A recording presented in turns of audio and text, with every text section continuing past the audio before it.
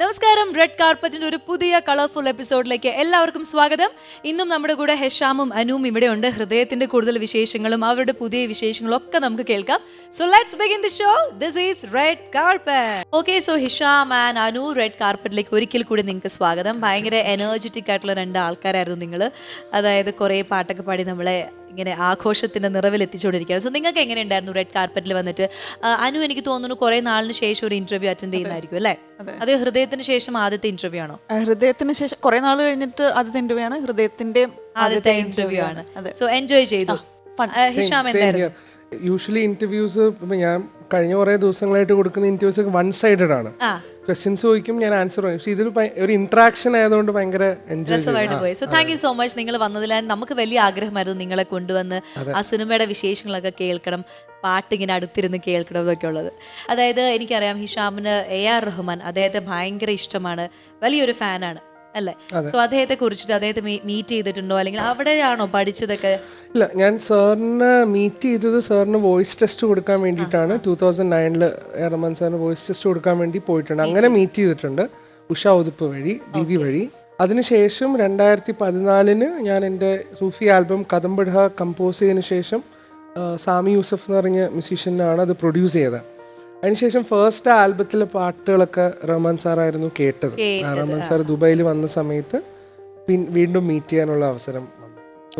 അങ്ങനെ ഒരു മീറ്റ് ചെയ്യാനൊരു ഭാഗ്യം. അതെ, എനിക്ക് തോന്നുന്നു ഒരുപാട് ആൾക്കാർ ഇങ്ങനെ പറഞ്ഞു കേട്ടിട്ടുണ്ട് കേരളത്തിന്റെ AR റഹ്മാനാണ് ഹിഷാം അബ്ദുൾ വഹാബ്. എനിക്ക് സ്വന്തമായിട്ടുള്ള ഒരു ഐഡന്റിറ്റി, പക്ഷെ അദ്ദേഹത്തിന്റെ വോയിസ് ആയിട്ട് ഒരു എവിടെയൊക്കെ ഒരു സിമിലാരിറ്റി ഉള്ള പോലെ ആരെങ്കിലും പറഞ്ഞിട്ടുണ്ടോ? എനിക്ക് തോന്നുന്നു ആ റേഞ്ചില് പാടുന്നത് കൊണ്ടാവും ഒരു പക്ഷെ. ഇപ്പം ശങ്കർ മഹാദേവൻ സാറ് അല്ലെങ്കിൽ ഇപ്പൊ അരിജീത് സിംഗ്, എല്ലാവരുടെയും ഓരോ വോക്കൽ റേഞ്ച് ഉണ്ടല്ലോ. അപ്പൊ ആ റേഞ്ച് കൈകാര്യം ചെയ്യുന്നത് കൊണ്ടാവാം അങ്ങനെ സാമ്യം. പിന്നെ എന്നെ റഹ്മാൻ സാറായിട്ട് കമ്പയർ ചെയ്യാൻ ഞാൻ ഒന്നും ആയിട്ടില്ല. ഡെഫിനറ്റ്ലി ആ ഇൻസ്പിറേഷനാണ് നമ്മുടെ മുന്നോട്ട് കൊണ്ടുപോകുന്നത്. ഇനി ആനന്ദത്തിന്റെ വിശേഷങ്ങൾ പറയൂ, കാരണം അതിലാണല്ലോ നമ്മൾ തുടങ്ങിയത്. സോ അതിന്റെ ഒരു വിശേഷം അതിലേക്ക് എങ്ങനെ ഓഡിഷൻ ത്രൂ ആണ്? എന്നാലും അതൊരു ഭയങ്കര അൺഎക്സ്പെക്റ്റഡ് ആയിട്ട് സംഭവിച്ചത്. എനിക്ക് ആക്ടിങ് ഇഷ്ടമായിരുന്നു ഒരു 8ാം ക്ലാസ്സിലൊക്കെ പഠിക്കുമ്പോൾ. പക്ഷേ അത് അപ്രോച്ചബിൾ അല്ലാത്തൊരു കാര്യമായിട്ട് തോന്നിയായിരുന്നു. സോ അതൊക്കെ കഴിഞ്ഞ് ഞാൻ കോളേജിൽ പഠിച്ചുകൊണ്ടിരിക്കുമ്പം ഗണേശേട്ടൻ, അനന്തൻ ഡയറക്ടറും സിനിമാറ്റോഗ്രാഫറും എല്ലാവരും ഓഡിഷന് വേണ്ടി കോളേജിൽ വന്നു. പക്ഷെ ഞാൻ പോയില്ല.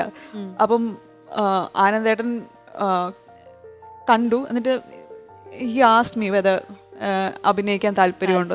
എനിക്ക് താല്പര്യം ഉണ്ടായിരുന്നു, പക്ഷെ എൻ്റെ വീട്ടുകാർക്ക് അപ്പം വലിയ താല്പര്യമില്ലായിരുന്നു. പക്ഷെ ഓഡിഷൻസിന് വിളിച്ചു ഗണേശേട്ടൻ, ഞാൻ പോയി.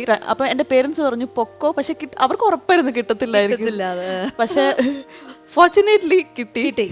അപ്പൊ അങ്ങനെയാണ് ആനന്ദം സംഭവിച്ചത്. അപ്പോൾ എന്തായാലും നമുക്കൊരു കുറച്ചൊരു പെട്ടെന്ന് ഒരു റാപ്പിഡ് ഫയർ ക്വസ്റ്റ്യൻ പോലെ ഞാൻ ഇങ്ങനെ കുറച്ച് കാര്യങ്ങൾ ചോദിക്കും.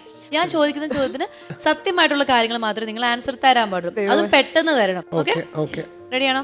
ആദ്യം ഹിഷാം, പല്ല് തേക്കാതെ ഫുഡ് കഴിച്ചിട്ടുണ്ടോ? ഇല്ല. ഇനി അടുത്തത് നമുക്ക് അനുവിലേക്ക് പോവാം. ഓക്കെ, പറ. അതായത് ജീവിതത്തിൽ പറഞ്ഞ ഏറ്റവും വലിയൊരു കള്ളം. കള്ളം എന്ന് മാത്രമല്ല, എന്തെങ്കിലും കട്ടെടുത്തിട്ടുണ്ടോ വീട്ടിൽ നിന്ന്? അച്ഛൻ്റെ പേഴ്സന്ന് കാശ് എടുക്കാറുണ്ട്. ഇപ്പോഴും എടുക്കാറുണ്ട്. അപ്പോഴും അച്ഛാ പേഴ്സൊക്കെ സൂക്ഷിച്ചു വെക്കണം കേട്ടോ.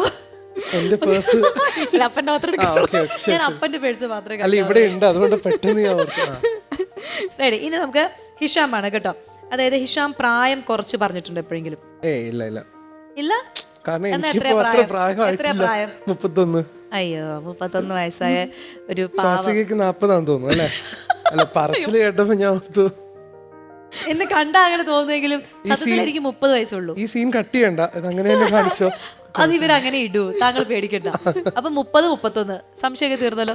ശരി. ഇനി ഇപ്പൊ അനുവിന്റെ അടുത്ത്, അനു ഏറ്റവും കൂടുതൽ ചാറ്റ് ചെയ്യുന്ന ഒരു വ്യക്തി ആരായിരിക്കും? ഓരോ സമയത്ത് ഓരോരുത്തർ. അത് സത്യമായിരിക്കും, കാരണം അനുവിന്റെ ഒരു സ്വഭാവം വെച്ചിട്ട്. ഇനി ഹിഷാമിന്റെ അടുത്താണ്. എനിക്ക് ദിവസവും ഇത് ചെയ്തില്ലെങ്കിൽ ഭയങ്കര ഒരു വെപ്രാളാണ്, എനിക്ക് ദിവസവും ഇത് ചെയ്യണം. 2 കാര്യമുണ്ട്, ഭക്ഷണം കഴിക്കലും മ്യൂസിക് കമ്പോസിംഗും. ഇതെല്ലാ ദിവസവും ചെയ്യണം അല്ലേ? നിർബന്ധമാണ്. ശരി, അപ്പൊ ഇത് രണ്ടുമാണ് ഹിഷാമിന്റെ ജീവിതത്തിൽ മാറ്റിയെടുത്താൻ പറ്റുന്ന സംഭവം. ഇനി പലപ്പോഴും ആഗ്രഹിച്ചിട്ട് അടുത്ത് കിട്ടാത്തൊരു വസ്തുവാവാം, ആൾക്കാരാവാം, എന്ത് വേണമെങ്കിലും ആവാം. ഒന്നില്ലെങ്കിൽ ഒരു സ്ഥലത്ത് പോകാൻ പറ്റാത്തതായിരിക്കും. എൻ്റെ ഫ്രണ്ട്സ് എല്ലാവരും കുറെ റാപ്പിഡ് ഫയർ ആണല്ലേ. എൻ്റെ ഫ്രണ്ട്സ് എല്ലാവരും ഹിമാലയം ട്രിപ്പ് കുറേ പ്രാവശ്യം, ഒരു 5 പ്രാവശ്യം പ്ലാൻ ചെയ്ത ട്രിപ്പ് എനിക്ക് ഒരു പ്രാവശ്യം പോലും പോകാൻ പറ്റിയിട്ടില്ല. പിന്നെ തന്നെ പോയി. അപ്പോൾ പക്ഷെ ആ ഒരു അങ്ങനെ അവരുടെ കൂടെ ഉള്ള ഒരു ട്രിപ്പ് ഇതുവരെ നടന്നിട്ടില്ല. പലപ്പോഴും ആഗ്രഹിച്ചിട്ട് കിട്ടിയില്ല. ശരി, അപ്പൊ ഇനി ഓക്കെ, അടുത്ത പ്രാവശ്യം പോകുമ്പോ നമുക്ക് നോക്കാം. ഇനി അടുത്തത് ഹിഷാം.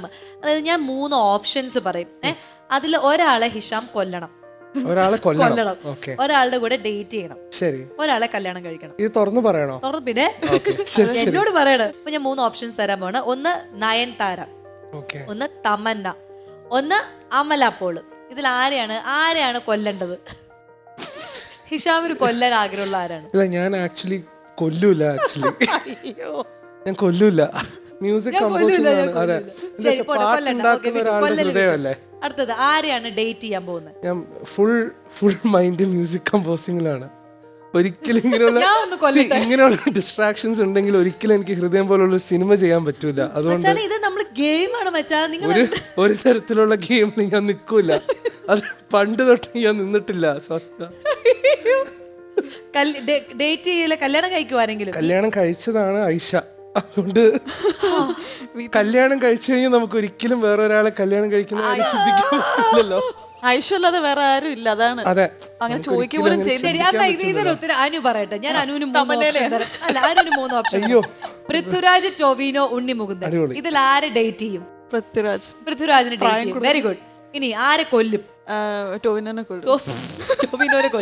ശരി.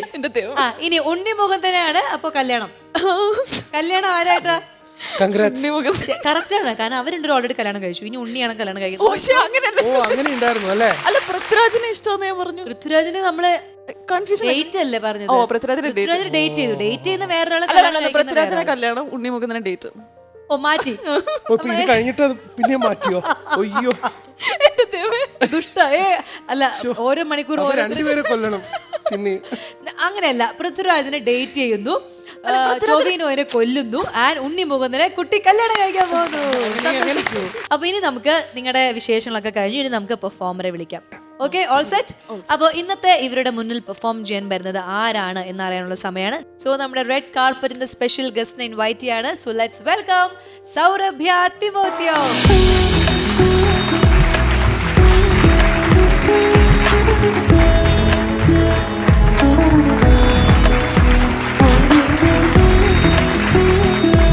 ഓക്കെ, സോ റെഡ് കാർപ്പറ്റിലേക്ക് സ്വാഗതം. നമ്മൾ സൗരഭ്യയുടെ ചേച്ചി ഇതിനു മുമ്പ് ഒരു പ്രാവശ്യം ഇവിടെ വന്ന് പെർഫോം ചെയ്തിരുന്നു. അപ്പോൾ നമ്മൾ സൗരഭ്യയെ മീറ്റ് ചെയ്തു. ഇങ്ങനെ ഒരു അവസരത്തിൽ വരണം എന്നാവശ്യപ്പെട്ടു. ഇങ്ങനെ വന്നു. ഹാപ്പി ആയിട്ടിരിക്കുന്നോ? ഹാപ്പി ആയിട്ടിരിക്കുന്നു. സോ പറയൂ, ഈ വിസിൽ സിംഗിങ്ങിനെ കുറിച്ചിട്ട്, അതായത് അധികം ആരും അറ്റംപ്റ്റ് ചെയ്യാത്ത ഒരു കാര്യമാണ് അല്ലേ? പ്രത്യേകിച്ച് പെൺകുട്ടികളൊക്കെ വിസിൽ സിംഗിങ് ചെയ്യാന്ന് പറയുന്നത് വളരെ ഒരു കൗതുകമുള്ള ഒരു കാര്യമാണ്. അപ്പൊ അതിലേക്ക് എത്തിപ്പെട്ടത് എങ്ങനെയാണ്? അത് ഞാൻ ചെറുതായിരുന്നപ്പോൾ തന്നെ, ഞാൻ ഭയങ്കര ചെറുതായിരുന്നു. അപ്പോൾ ഡാഡി എന്നെ കളിപ്പിക്കാൻ വേണ്ടിയിട്ട് വെറുതെ വിസിലടിക്കായിരുന്നു. അത് കേട്ട് ഞാനും തിരിച്ച് വിസിലടിച്ചു തുടങ്ങി. എത്ര വയസ്സ് മുതലാ അത്? ഞാൻ 3 വയസ്സ് മുതലാണ്. 3 വയസ്സ് മുതൽ? എന്റെ 5ാമത്തെ വയസ്സിൽ ഞാൻ സ്റ്റേജിലൊക്കെ പെർഫോം ചെയ്തു തുടങ്ങി. ഈ വിസിൽ സിംഗിങ് സ്റ്റേജിൽ സോങ് ഫുൾ ആയിട്ടൊക്കെ പാടും. ഓക്കെ, എത്ര സ്റ്റേജിൽ പെർഫോം ചെയ്തിട്ടുണ്ടോ? ഞാനിപ്പോ 256 സ്റ്റേജസ്. 256. ഓ, ഇതിലൊരു ഏതെങ്കിലും ഒരു മറക്കാനാവാത്ത ഒരു സ്റ്റേജ് എക്സ്പീരിയൻസ് എന്തെങ്കിലും ഉണ്ടോ മനസ്സിൽ? ഉണ്ട്. തൃശ്ശൂരിൽ വെച്ച് നടന്ന ജോൺസൺ മാസ്റ്ററിന്റെ സ്മരണയ്ക്ക് വേണ്ടി നടന്ന ഒരു പ്രോഗ്രാം ഉണ്ടായിരുന്നു. അതിൽ കുറേ സെലിബ്രിറ്റീസ് വന്നിട്ടുണ്ടായിരുന്നു. KS ഹരിശങ്കർ, ഔസേപ്പച്ചൻ സർ, അങ്ങനെ കുറേ സെലിബ്രിറ്റീസ് ഉണ്ടായിരുന്നു. അങ്ങനെ ഔസേപ്പച്ചൻ സാർ എനിക്ക് ചാൻസ് വാങ്ങി തന്നതാണ്. അതിൽ ദേവാങ്കണം എന്ന് പറഞ്ഞ പ്രോഗ്രാം. ആ പ്രോഗ്രാമിൽ ഞാൻ ആകാശമാകെ എന്ന സോങ് പാടി. എൻ്റെ പാടി കഴിഞ്ഞപ്പോൾ ഔസേപ്പച്ചൻ സാറും എല്ലാവരും എണീറ്റ് നിന്ന് കൈയടിച്ചു. അത് ഭയങ്കര മറക്കാൻ പറ്റാത്തൊരു. എനിക്ക് തോന്നുന്നു കേരളത്തില് ഏറ്റവും പ്രായം കുറഞ്ഞ വിസിൽ സിംഗർ ആണ് അല്ലേ സൗരഭ്യ? അങ്ങനെ ഒരു ടൈറ്റിലും കൂടി സൗരഭ്യക്ക് ഉണ്ട് കേട്ടോ. ആൻഡ് വേറെ കുറെ റെക്കോർഡ്സ് ഉണ്ട് അല്ലേ ഈ ഒരു ഇതിന്? എന്തൊക്കെ കിട്ടിയിട്ടുണ്ട്? എനിക്ക് India book of record, best of India record, Asia book of record, പിന്നെ ലിംക ബുക്ക് ഓഫ് വേൾഡ് റെക്കോർഡ്സും കിട്ടിയിട്ടുണ്ട്. സോ ഹിഷാമിന് എന്തെങ്കിലും ചോദിക്കാനുണ്ടോ? ഈ വിസിൽ സിംഗറിനെ നേരിട്ട് വേറെ ആരെങ്കിലും കണ്ടിട്ടുണ്ടോ? ഇല്ല, ആക്ച്വലി നമ്മൾ ഈ സിനിമയിൽ മ്യൂസിക് ചെയ്യുന്ന സമയത്ത് പലപ്പോഴും ആവശ്യം വരുന്ന ഒരു മെയിൻ കാര്യമാണ് ഈ വിസിൽ. അത് ഭയങ്കര പാടാണത് പെർഫോം ചെയ്യാൻ. അപ്പം ഇൻഫാക്ട് ഈ ഗസ്റ്റ് വരുന്ന സമയത്ത് ഞാനും ഭയങ്കര എക്സൈറ്റഡ് ആയിട്ട് ഇരിക്കുകയാണ് എങ്ങനെയാണെന്നുള്ളത്. അനുനോ എന്തെങ്കിലും ചോദിക്കുന്നേ? അനു വിസിൽ അടിക്കുവോ? ഇല്ല, വിസിൽ അടിക്കില്ല. ഇല്ല, ഞാൻ ഇതുവരെ അങ്ങനെ നേരിട്ട് കണ്ടിട്ടില്ല അല്ലേ? ഓക്കെ, സോ ഞങ്ങൾ എല്ലാവരും എക്സൈറ്റഡ് ആണ്. ആദ്യമായിട്ട് മോൾ സ്റ്റേജിൽ ഈ വിസിൽ സിംഗിങ്ങിൽ പാടിയത് ഏത് പാട്ടാന്ന് ഓർമ്മയുണ്ടോ? ഓർമ്മയുണ്ട്. ഏതാ? ഭ്രമരം എന്ന മൂവിയിലെ അണ്ണാരക്കണ്ണാവ എന്ന് പറഞ്ഞ സോങ്. ഓക്കെ, അതൊന്ന് പെട്ടെന്ന് നമുക്ക് വേണ്ടി ഒന്ന് പാടുമോ വിസിലിൽ തന്നെ? ആ,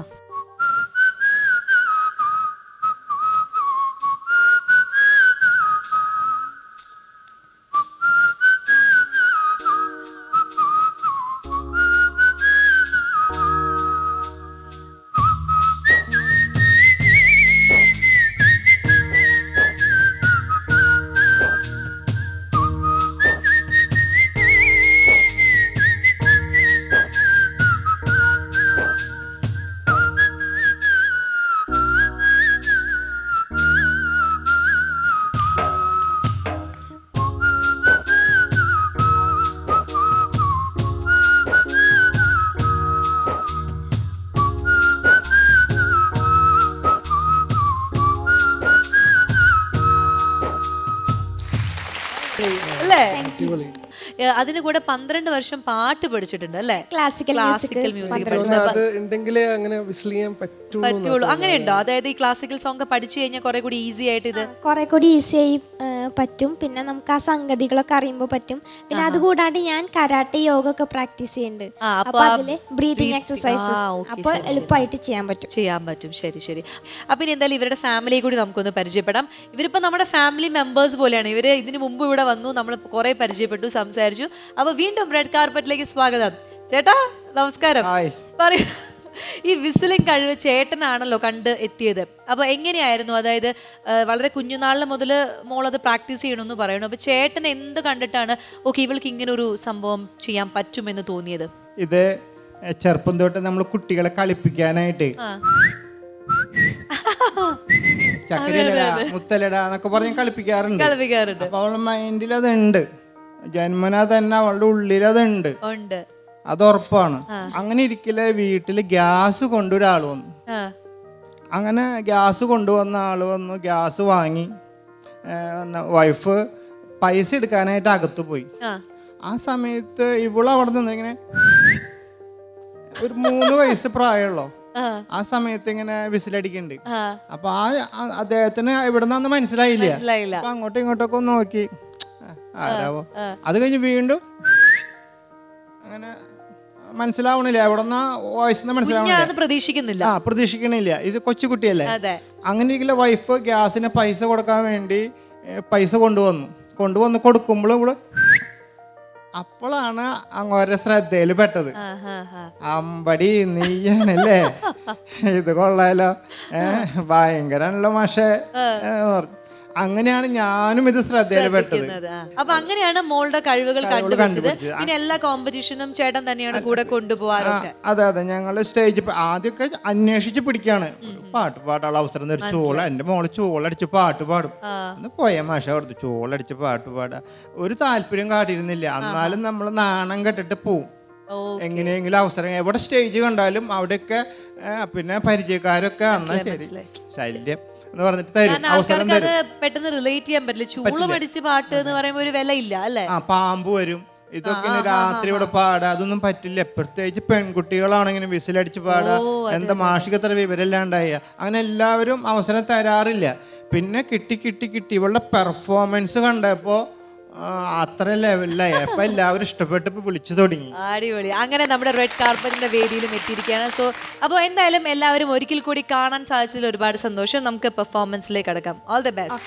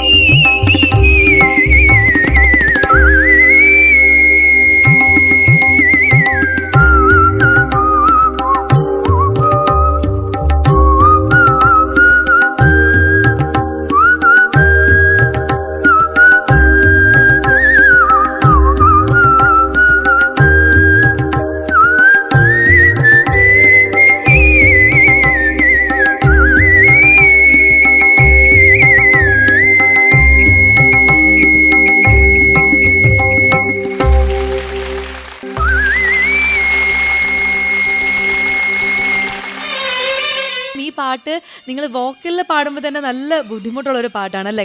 കുറേ സംഗതികളൊക്കെ ഉണ്ട്. സോ അതിങ്ങനെ വിസിലിൽ പാടുമ്പോൾ നല്ല എഫേർട്ട് എടുത്തിട്ടുണ്ട് അല്ലേ? ഞാൻ നേരത്തെ ചോദിച്ച ചോദ്യം, അതായത് പാടുള്ള പാട്ടുകളൊക്കെ പാടാൻ പറ്റുമോ എന്നുള്ളതിനൊരു മറുപടിയായിട്ട് നമുക്ക് ഈ ഒരു പെർഫോമൻസിന് എടുക്കാം. അസലായിരുന്നു. And thank you so much ഇത്ര മനോഹരമായൊരു പെർഫോമൻസ് നമ്മുടെ റെഡ് കാർപ്പറ്റിൽ കാഴ്ചവെച്ചത്. Thank you. അപ്പം നമുക്ക് സൗരഭയ്ക്ക് ഒരു സമ്മാനം കൊടുക്കണം. നിങ്ങൾ രണ്ടുപേരും കൂടി ജോയിൻ ചെയ്യും. അനു ആദ്യമായിട്ടാണ് കേൾക്കുന്നതെന്ന് പറഞ്ഞു. അപ്പൊ എന്താണ് അനുവിന്റെ ഒരു ഫീലിംഗ്? ഭയങ്കര ഇഷ്ടമായി. ഞാൻ സർപ്രൈസ്ഡ് ആയി പോയി. അടിപൊളി. ആൻഡ് ഹിഷാം പറയൂ. തീർച്ചയായിട്ടും സെയിം ഹിയർ. കാരണം ഈ പാട്ട് അങ്ങനെ തന്നെ പാടാൻ തന്നെ ഭയങ്കര ഡിഫിക്കൽട്ടാണ്. വിസ്ലിങ്ങിൽ നമ്മൾ എന്താ പറയുക, അന്തിച്ച് നിൽക്കാന്നൊക്കെ പറയില്ല, അതുപോലെ തന്നെ ഫീൽ ആയത്. അടിപൊളി. അപ്പൊ എന്തായാലും നമുക്ക് സൗരഭയ്ക്ക് ഇത്ര മനോഹരമായിട്ടുള്ള ഒരു പാട്ട് പാടിയ സൗരഭയ്ക്ക് കുട്ടിക്ക് നമുക്കൊരു സമ്മാനം കൊടുക്കണം. നിങ്ങളാണ് അത് കൊടുക്കുന്നത്. Okay, yes.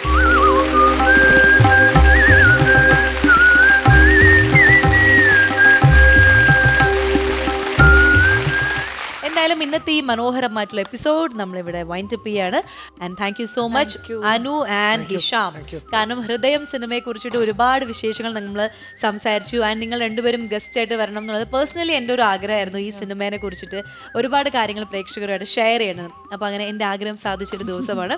അതുകൊണ്ട് എല്ലാവരും ഹാപ്പി ആയിട്ട് എൻജോയ് ചെയ്ത് ഈ എപ്പിസോഡ് കണ്ടു എന്ന് വിശ്വസിക്കുന്നു. അടുത്ത എപ്പിസോഡിൽ പുതിയ അതിഥികളും പുതിയ പെർഫോമറുമായിട്ട് നമ്മൾ ഇവിടെ തന്നെ ഉണ്ടാകും. സോ ഇപ്പോൾ നമ്മൾ എല്ലാവരും ചേർന്നിട്ട് ടാറ്റാ ബൈ ബൈ പറയാണ്. Take care and bye bye. This is red carpet.